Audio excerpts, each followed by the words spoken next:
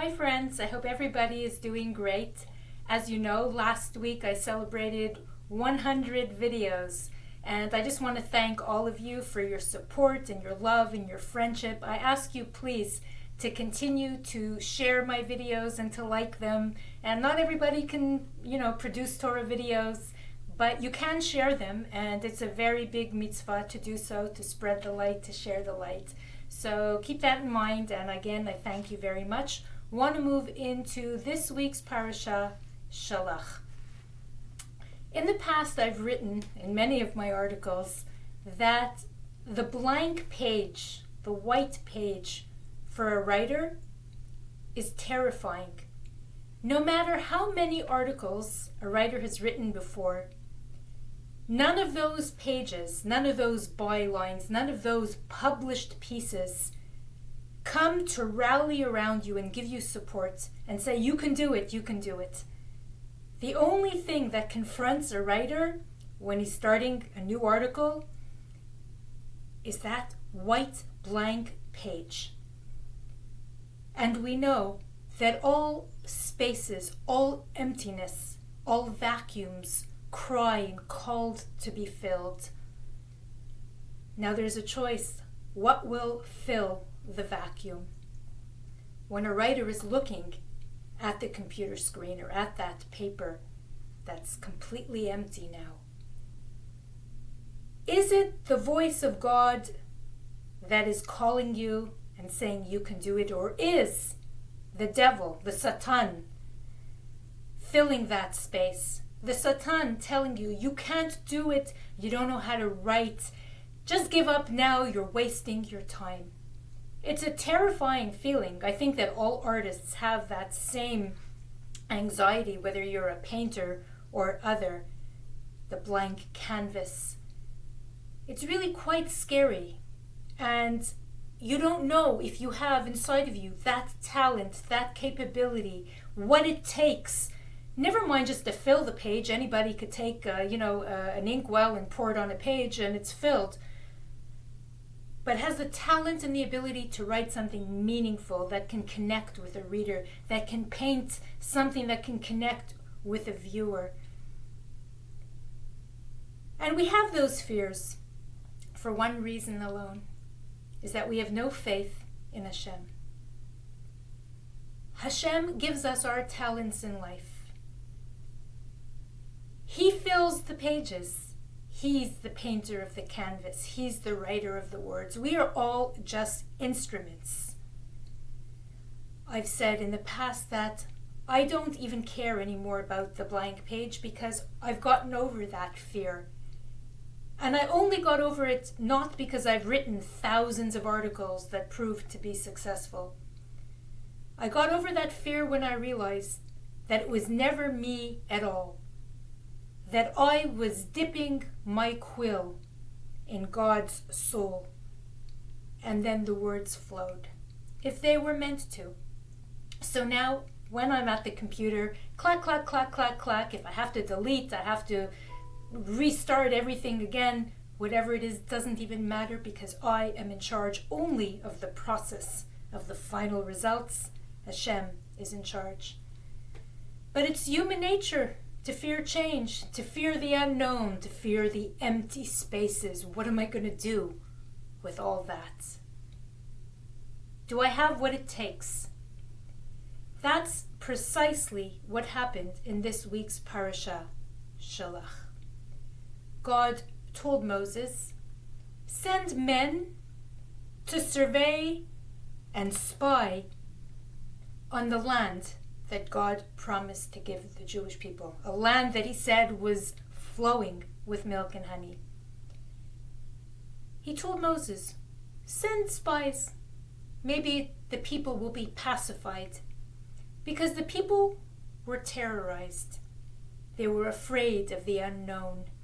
And so Moses goes to all the tribes. There's a leader from each tribe.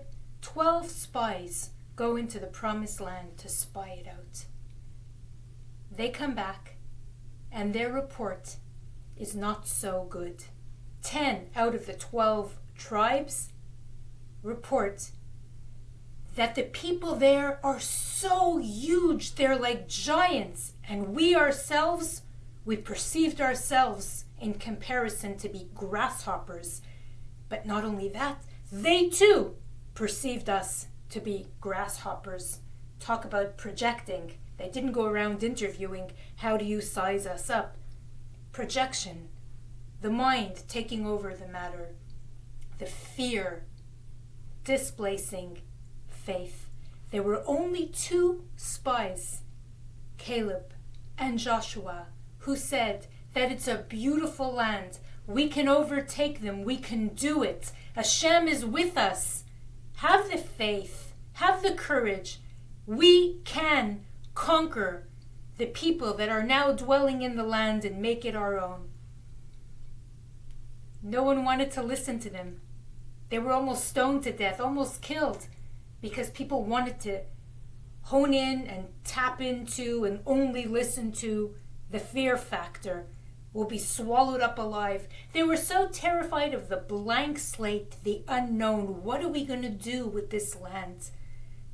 So their reaction was crying, weeping, begging to go back to Egypt. Were there no graves in Egypt that they had to be slaughtered, them and their children, in the promised land? God had already performed so many miracles for them. And yet, they feared what they did not know. Like so many of us in our lives, we just choose to remain caterpillars because we're terrified of change. That maybe one day we can be a butterfly and fly. I was just in a store the other day, and with my cousin, we were going down all the aisles, just having fun, checking everything out. And there was a diary, blank, of course, it's for sale. They didn't fill it in for you. But the cover was, and I don't remember exactly, even though my cousin told me take a picture of it. And I said, no, I'll remember. I forgot. But it's along the lines of, don't be afraid for good things to happen to you. Be ready for good things to happen to you. And then you're meant to open the diary and start writing all the good things that happen to you. But the blank page, what are you going to write? Because the story of our lives are in our hands. We can write what we want to write, but we can't be so fearful of change. We can't try and preserve what we used to be because we're afraid that we'll fail if we try and go forward and become something else. You see, we're dying every minute by killing ourselves and our potential. We want to maintain face. Everybody knows me as this or that or the other thing, and if I try this and I fall flat on my face, well, it will have ruined everything that I was. Who cares? What are you living for? Who are you living for? Why are you afraid to be you? There's only one judge, and God is the judge. We can't cater to the fear factor because he wants to shackle us. It wants to shackle us, hold us back, try and deprive us of all our potential and all the great things that we can be. Fear. I'd rather die in my former glory of what people used to think of me than try and repurpose myself, recreate myself, refurbish myself. But this doesn't just apply to our practical lives in terms of, okay, so I used to be a CEO and now I want to be a carpenter, or I used to be a lawyer and now I just want to do good and give charity and go around visiting sick people. All these things are great things. But we have to repurpose ourselves as Jews. So many of us, we're proud to be Jews. We have a mezuzah on the door, we have a Magen David, and we keep Passover, we make a Seder. But really, every other day of the year we forget that we're Jews, other than those few occasional things or traditional things. When God tells Moses, send spies into the promised land to check it out, survey it, do a reconnaissance mission, the words are, Vayidaber Hashem el Moshe le'emor, Shlach lecha. Send to you. Well, why doesn't it say send to the land? Shlach lecha. Send to yourself. And that really is a very, very important point in this week's parasha. We are not only meant to spy out what's on sale, which schools should my kids go to, which is the best diet for me, which car should I drive. These are not the things that we are meant to spy out. Nor is only the land of Israel something that we are meant to spy out. We're meant to spy out ourselves. Do a reconnaissance mission on yourself. What is the weakest link? What is the enemy within you?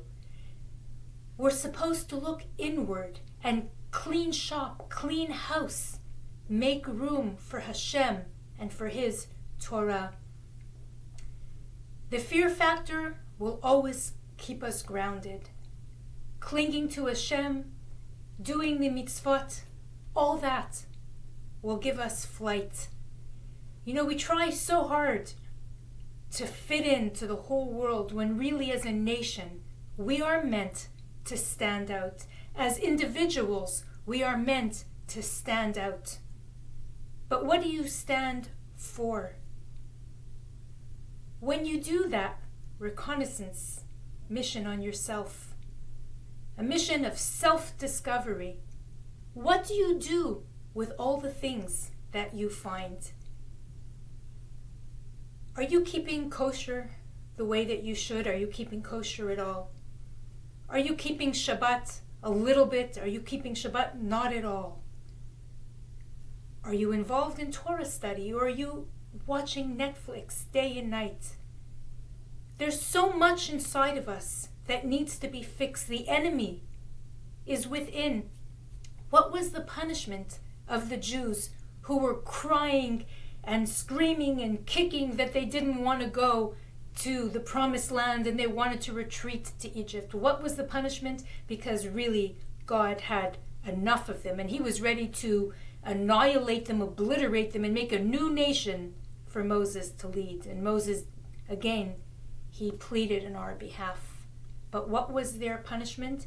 For the 40 days that those spies got a survey of the land and came back with negative reports, for 40 years the Jews were destined to wander, and that entire generation, except for the ones under 20 years old, all died in the desert.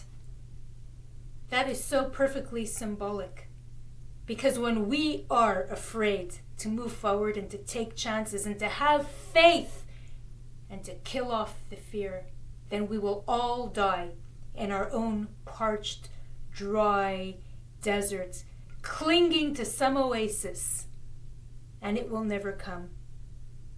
The only light, the only water, the only source of really being the best version of you is to cling to Hashem, to cling to the Torah. Scout out yourself, make room for a new version of you.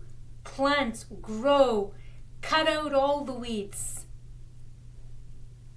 Shlach lecha, send to yourself.